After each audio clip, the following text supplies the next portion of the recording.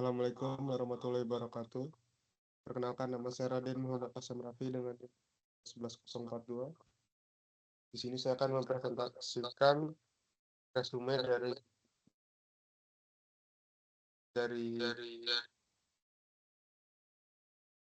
tugas-tugas yang sudah kita lakukan sebelumnya. Oke, judul. Nah, pertama ada order sistem dan penetapan waktu sampling, yang dimana order sistem dalam sistem kontrol digital mengacu pada tingkat kompleksitas sistem berdasarkan dalam fungsi transfer sistem tersebut. Sistem orde pertama memiliki satu pol, sistem orde kedua memiliki dua pol, dan seterusnya. Karakteristik respon sistem sangat dipengaruhi oleh orde sistem ini, di mana sistem orde tinggi cenderung memiliki respon yang lebih kompleks, dengan kemungkinan osilasi yang lebih besar. Penetapan waktu sampling merupakan aspek kritis dalam sistem kontrol digital karena menentukan seberapa sering sistem pengambilan data dari plan dan mengirimkan sinyal kontrol. Waktu sampling yang terlalu besar dapat menyebabkan hilang informasi penting dari sistem, sementara waktu sampling yang terlalu kecil akan meningkatkan beban komputasi tanpa memberikan manfaat signifikan. Kriteria utama dalam menentukan waktu sampling adalah mempertimbangkan bandwidth sistem kontinu yang akan didigitalkan. Aturan praktis menyatakan bahwa frekuensi sampling harus setidaknya 10-20 kali lebih besar dari bandwidth sistem untuk mempertahankan karakteristik sistem kontinu. Selain itu, perlu mempertimbangkan konstanta waktu domain sistem, di mana waktu sampling biasanya dipilih antara 0,1 hingga 0,5 konstanta waktu terkecil. Kita bisa lihat di sini proses sampling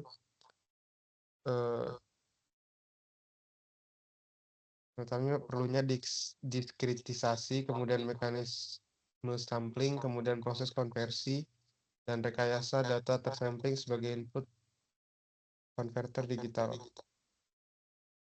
Kemudian contoh aplikasi dalam sistem kontrol suhu ruangan menunjukkan bagaimana pemilihan waktu sampling mempengaruhi kinerja sistem.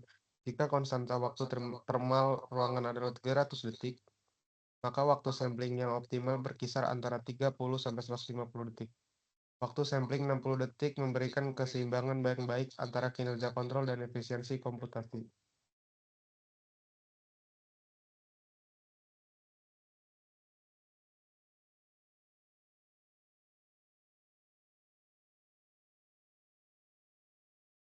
Kemudian ada blok diagram dan contoh kasus. Blok diagram dalam sistem kontrol digital menggambarkan aliran sinyal dan komponen-komponen utama sistem. Struktur dasar terdiri dari controller digital, pelan analog, waktu digital, komputer DC, digital to analog converter, dan elemen umpan balik. Setiap blok memiliki fungsi spesifik dan dalam memprosesinya untuk mencapai tujuan kontrol yang diinginkan. Controller digital berfungsi sebagai otak sistem yang memproses error antara referensi dan output sistem untuk menghasilkan sistem kontrol. Peran analog merupakan sistem fisik yang akan dikontrol, seperti motor, pemanas, atau proses kimia. ADC mengubah sinyal analog dari sensor menjadi digital yang dapat diproses oleh controller.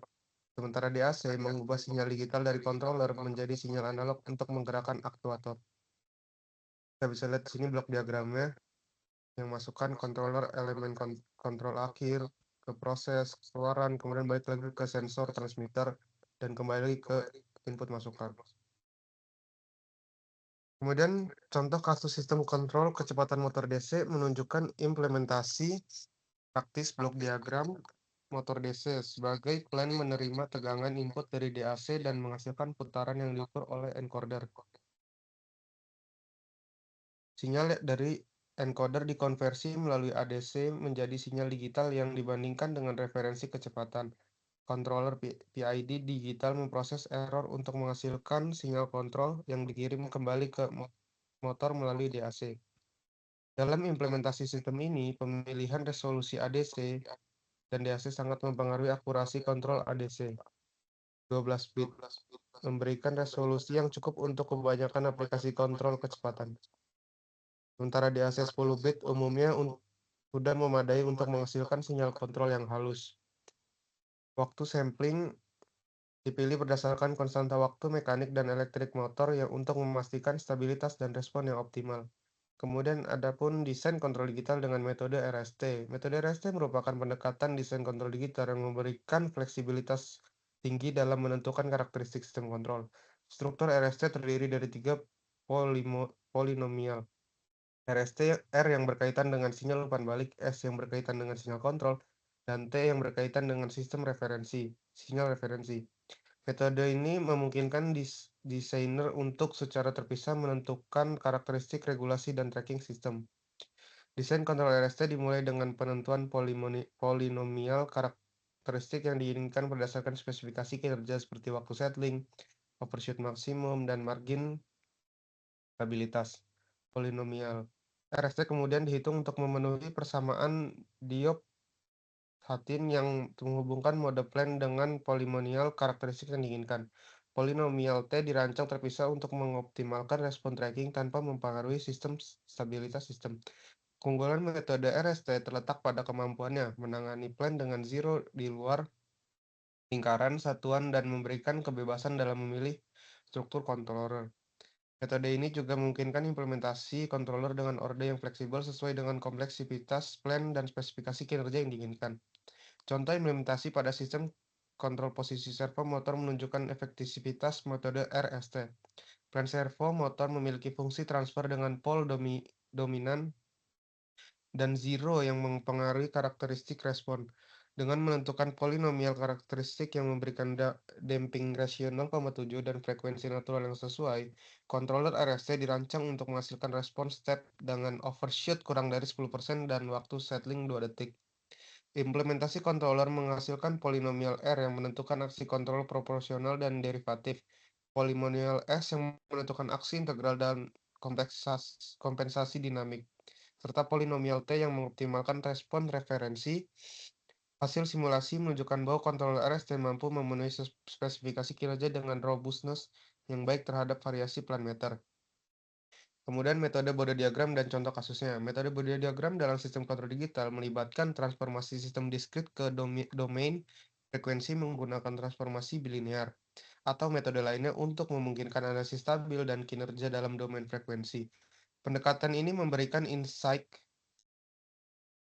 yang sangat berharga tentang margin fase dan margin gain sistem kontrol digital. Konstruksi Bode diagram untuk sistem diskrit dimulai dengan transformasi fungsi transfer diskrit ke domain S menggunakan transformasi W, Z kurang 1, Z tambah 1, atau transformasi Tastin. Transformasi ini memungkinkan penggunaan teknik analisis frekuensi klasik yang sudah familiar dalam sistem kontinu. Plot, magnitude, dan fase kemudian digambar terhadap frekuensi untuk menganalisis karakter sistem. Analisis stabilitas menggunakan Bode diagram fokus pada identifikasi frekuensi crossover dan margin stabilitas. Margin fase menunjukkan seberapa jauh sistem dari ketidakstabilan pada frekuensi di mana magnitude mencapai 0 dB. Sementara margin gain menunjukkan seberapa besar penguatan dapat ditingkatkan sebelum sistem menjadi tidak stabil.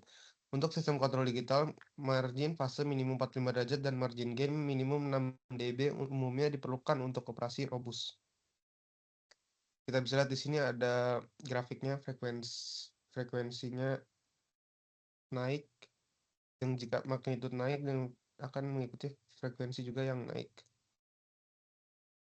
Dan bawahnya ini kalau yang bagian phase itu jika magnitude turun, frekuensi turun.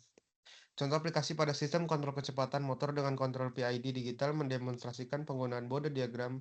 Sistem motor memiliki fungsi transfer dengan pole domain pada frekuensi rendah dan karakteristik yang menurun pada frekuensi tinggi.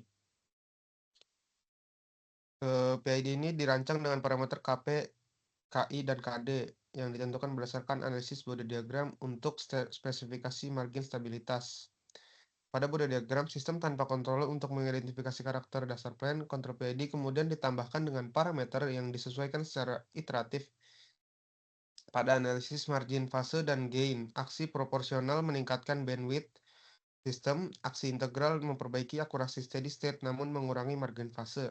Sedangkan aksi derivatif meningkatkan margin fase pada frekuensi tinggi. Hasil akhirnya desain menghasilkan controller dengan KP 2,5, KI 0,8, dan KD 0,3 yang memberikan margin fase 52 derajat dan margin pain 8,2 dB. Bode diagram sistem menunjukkan bandwidth 15 radius per second dengan karakteristik yang smooth tanpa resonansi yang berlebihan. Validasi melalui simulasi step respon menunjukkan overshoot 8%, waktu settling 0,6 detik, dan error steady state 0. Memenuhi semua spesifikasi desain yang diterapkan. Sekian pemaparan saya, Raden Muhammad Asam Raffi, dengan NIM 2012-1042 dari kelas Sistem Kontrol Digital dan Optimal kelas A. Kurang lebih mohon maaf. Bila taufiq walhidayah. Wassalamualaikum warahmatullahi wabarakatuh.